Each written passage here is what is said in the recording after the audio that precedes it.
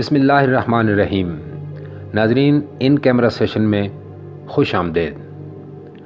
جادو، ٹونا، تنتر، منتر اور جنتر یہ ایسے الفاظ ہیں جو روزمرہ زندگی میں ہم اکثر سنتے ہیں، بلکہ اگر سوچا جائے تو ایسے الفاظ کم و بیش پاکستان کے ہر شہر کی دیواروں پر لکھے ہوئے دیکھے جا سکتے ہیں۔ کالا جادو، بنگالی جادو جو اکثر بنگالی بابا کے پاس ہونے کی نوید سنائی جاتی ہے، اس سمیت مصری جادو جو آپ کی تمام نیک خواہشات کو پایہ تکمیل تک پہنچاتا ہے، دیواروں کے ذریعے سادہ لوگوں کو اپنی جانب متوجہ کرنے کو کافی ہیں۔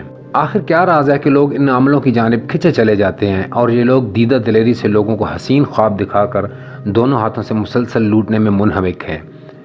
اس میں کس قدر سچائی ہے اور کتنا جھوٹ ہے؟ مذہبی حوالے سے ان علوم کی کیا حیثیت ہے اور جادو کرنے والے یا کرانے والے کے لیے کیا احکامات ہیں، یہی جاننا مقصود تھا۔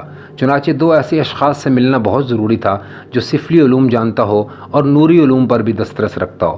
سفلی یا کالے جادو کے کیا کمالات ہیں اور نوری علم والے ان کے کمالات کو کیسے پھندا ڈالتے ہیں، بس انہی کی تلاش تھی۔ ان تمام علوم اور ان سے وابستہ لوگوں کی کھوج لگانے کے لیے پورے پنجاب میں کہیں بھی کسی ایسی ہستی بارے معلومات کے لیے احباب کو تکلیف میں مبتلا رکھا، اور خدا کر کے پنجاب کے ایک دور افتادہ ضلع میں ایک ایسے شخص سے ملاقات ہوئی جس کے حوالے سے یہ کہا جا سکتا ہے کہ اسے ان علوم پر دسترس حاصل ہے۔ اس شخص سے فون پر ایک دوست صدیقی نے بات کرائی۔ ظاہر ہے جب آپ کے سامنے کوئی شخص نہ ہو تو آپ کے لیے مشکل ہوتی ہے کہ اس کے بارے میں اندازہ لگایا جا سکے کہ وہ کتنے پانی میں ہے، اس لیے ان صاحب کے حوالے سے فون پر بات کرنے کے باوجود اطمینان نہ ہوا۔ چھان پھٹک کا سلسلہ جاری رکھا، لیکن صدیقی صاحب کے پرزور اصرار پر من کو کسی حد تک راضی کیا۔ اسی دوران مظفر آباد سے ایک دوست شعیب قریشی تشریف لے آئے۔ انہیں صورتحال بتائی تو انتہائی حیران کن بات یہ سامنے آئی کہ ان کے شہر سے لوگ پنجاب میں ان صاحب کے ہاں اپنے اعمال درست کرانے کے لیے جاتے ہیں۔ مزید تفصیلات بھی شعیب صاحب نے دے کر اشتیاق پیدا کر دیا اور یوں رخت سفر باندھ لیا۔ ان سے ملاقات کے لیے وقت لینے کی بات کی گئی تو بتایا گیا کہ ان کی کچھ شرائط ہیں جن کے بعد ہی وہ ملاقات کے لیے راضی ہو سکتے ہیں۔ ان میں پہلی شرط یہ تھی کہ ان کا اصل نام ظاہر کیا جائے گا اور نہ ہی شہر بارے بتایا جائے گا۔ دوسرے، ان کا وقت بہت قیمتی ہے اور وہ 1 ماہ کے دوران کم ہی اپنے شہر میں پائے جاتے ہیں، لہذا ان کا وقت ضائع نہیں کیا جائے گا اور جب فراغت ہوگی وہ ہمیں وقت دیں گے۔ نام اور شہر ظاہر نہ کرنے کی شرط کی حقیقت بھی انہوں نے بتائی، جسے آگے چل کر بیان کیا جائے گا۔ شرائط قبول کی اور منزل کی جانب روانہ ہوئے۔ چنانچہ فرضی نام اور فرضی شہر کے ساتھ جو گفتگو ان کے ساتھ کی گئی وہ منوان پیش کی جا رہی ہے۔ کریم آباد پنجاب کے ایک معروف ضلع کا بہت بڑا محلہ ہے۔ یہاں جن صاحب سے ہماری ملاقات ہوئی وہ عیسائی مذہب سے تعلق رکھتے ہیں۔ انہیں ہم برکت مسیح کہہ سکتے ہیں، چونکہ خالصتاً عیسائی مذہب سے تعلق رکھتے ہیں۔ اس کے باوجود ان سے گفتگو میں بارہا قرآن و حدیث سمیت تمام الہامی کتب کا ذکر آتا رہا اور وہ تمام اولیاء اللہ کے ماننے والے ہیں۔ تقریباً 8 گھنٹے سفر کر کے پہلے پنجاب کے اس شہر میں پہنچے اور پھر وہاں سے کریم آباد کی جانب چلے۔ برکت صاحب کے دروازے پر پہنچے تو ایک نیلے رنگ کے گیٹ کے ساتھ بجلی کا ایک بہت بڑا کھمبا استادہ تھا، جیسے گھر کے باہر دربان کھڑا کیا گیا ہو۔ برکت صاحب ہمارے انتظار میں تھے، لیکن اس وقت ان کے پاس ایک انتہائی خوش لباس اور معزز نوجوان بیٹھا ہوا تھا جس کی چمکتی دمکتی گاڑی ہم گیٹ کے باہر دیکھ چکے تھے۔ مضبوط جسم کے مالک برکت مسیح کے چہرے پر خشخشی داڑھی تھی اور سر کے لمبے بالوں کو عورتوں کی طرح آپس میں گوندھ رکھا تھا، جو کمر تک ایک سیاہ و سفید دھبوں والے سانپ کی طرح لہرا رہے تھے۔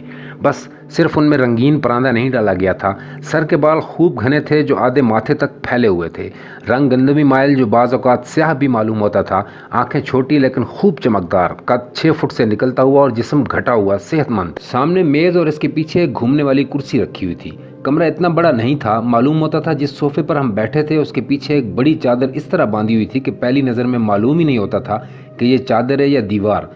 دیگر دیواروں پر جو تصاویر آویزاں تھیں وہ تمام اولیاء اللہ کی تھیں۔ اس کے علاوہ ان کے پیچھے والی دیوار پر اوپر حضرت عیسیٰ کی تصویر لگی ہوئی تھی جو عین ان کی کرسی کے اوپر تھی۔ ہمارا استقبال کرنے کے بعد وہ اس نوجوان کی جانب متوجہ ہوئے اور اپنے سامنے رکھے کاغذ پر کچھ لکھنے میں مصروف ہو گئے۔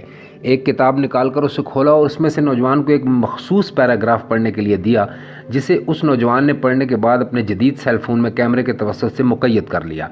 मालूम हुआ वो नौजवान अपने किसी अजीज़ के हवाले से आया हुआ था कि बरकत मसीह ने उन्हें कुछ और तस्वीर लेने पर भी उकसाया कि ये भी उन्हें पढ़ा दें। धीमे लहजे की गुफ्तगू 10 फुट दूर बैठे हमारे कानों को कोशिश के बावजूद साफ सुनाई न दी।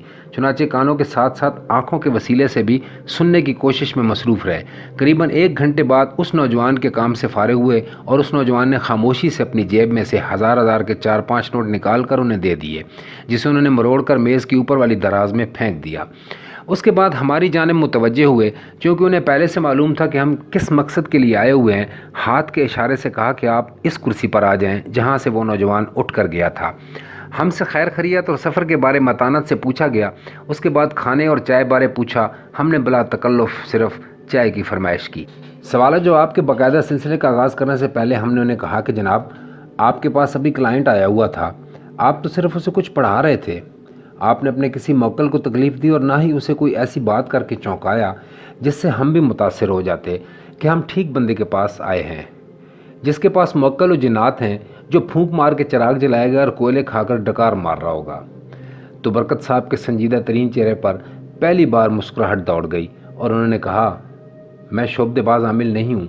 आप शायद ये सोच कर आए हैं कि आते ही मेरे कमरे में आपका इस्तकबाल जिन करेंगे या फिर मैं कोयले फाँक रहा हूँगा, तो आप गलत बंदे के पास आ गए हैं। आप पढ़े लिखे लोग हैं, हक़ाइक़ पर यकीन रखते हैं। यकीन करें, मैं आपसे सब कुछ सच सच बयान करूँगा। हाँ, जो कुछ आप लिखें इसमें यह ज़रूर लिख दें कि ये तमाम बातें कोई खुद से सर अंजाम न दे। इसके लिए मुर्शिद का होना बहुत ज़रूरी है। कोई भी काम हो उसे सीखना पड़ता है और सिखाता सिर्फ उस्ताद ही है। तंत्र तो बेशक बेज़रर हैं, लेकिन जंतर मंतर और काले जादू वगैरह के लिए ज़रूरी है कि कोई भी शख्स उसे अपने तौर पर न करे।